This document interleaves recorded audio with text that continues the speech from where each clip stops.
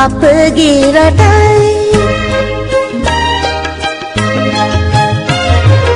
මේ සිංහල අපගේ රටයි අප ඉපදෙන මැරෙන රටයි අප හද පන ගැහෙන රටයි මුළු ලොව ඒ රටට යටයි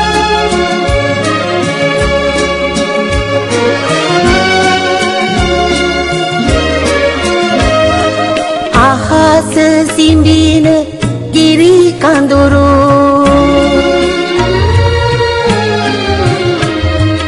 අහස සිඹින ගිරි කඳුරු පොළොව තෙමන වැව් සයුරු මුහුද අවට බැඳී පවුරු ඉරට අසිරි සිරි එයුරු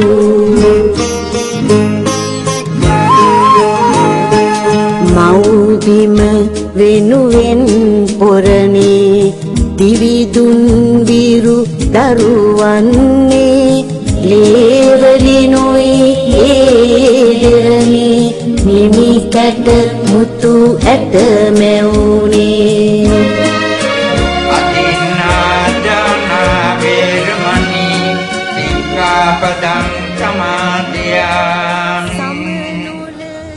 තරුණ පිරිස අතර යම් කතිකාවක් එමත් නැත්නම් අදහස් හුවමාරුවක් මේ පිළිබඳ මේ රටේ ඇතිවීමින් තිබුණු තත්ත්වය පිළිබඳ සාකච්ඡාවක් අදහස් හුවමාරුවක් සිද්ධ වුණා. සුදු සිරිපා පිපින හිමේ සම කරුණා ගුණ මහිමේ අප උපතින් ලද උරුමේ මේ සිංහල අපගේ රටයි අප ඉපදෙන මැරෙන රටයි අප හද කන ගැහෙන රටයි මුළු ලොව ඒ රටට යටයි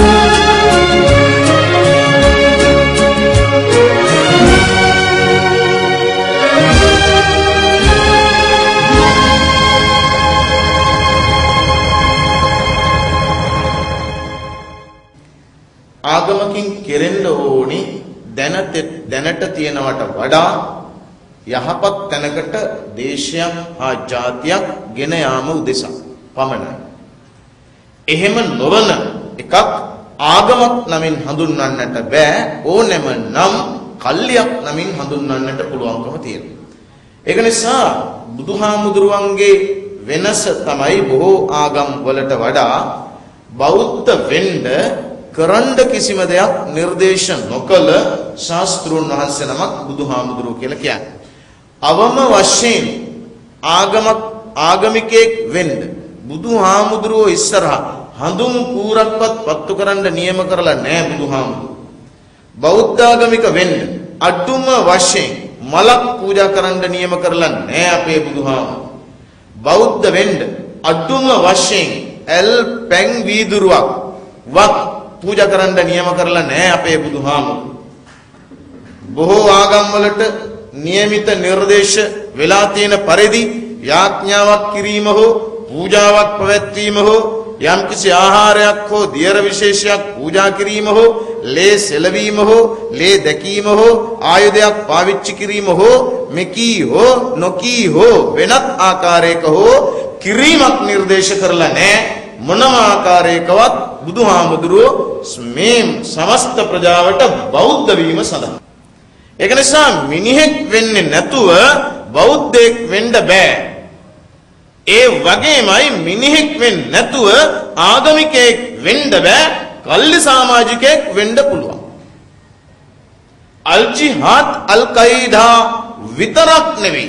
ඒ බඳු වූ තවත් බොහෝ මූල ධර්මවාදී ඉස්ලාමීය හා ඉස්ලාම් නොවන්නා වූ බොහෝ මූල ධර්මවාදී සංවිධාන දිහාවේ මේ දෘෂ්ටි කෝණයෙන් බලාපුවාම පැහැදිලිව පේන කාරණාවක් තමයි කල්ලිවාදී ආගමික කණ්ඩායමක කල්ලිකා සමාජිකයෙක් වීමේ හැකියාව තියෙනවා මොත් මිනිස්සෙක් වීමේ හැකියාව නැති බව වගේ දේවල් කතා කරන කල්ලි කණ්ඩායම් ආගමිකයි කියලා. ඒවා ආගම් හැටියට සලකන්න බැරි ඒවැයේ තියෙන අන්තර්ගතය හා ඒවැයේ ක්‍රියාකාරීත්වය ආගමික ක්‍රියාකාරීත්වයකට වඩා ත්‍රස්තවාදී ක්‍රියාකාරීත්වයක් හැටියට හඳුන්වා දෙන්න පුළුවන්කම තියෙනවා. මෑත ඉතිහාසයේ සාකච්ඡා වුණා වූ සහ වේදිකාගත වූ මාතෘකාවක් හැටියට මේ හලාල් ප්‍රශ්නේ හඳුන්වන්න බැරි තරම්. ඒක සාකච්ඡා වූ නෙවෙයි බුදුබල සේනා සංවිධානයේට පින් සිද්ධ වෙන්න සාකච්ඡා කර ගනු ලැබූ මාතෘකාවක් හැටියට සලකන්න පුළුවන්.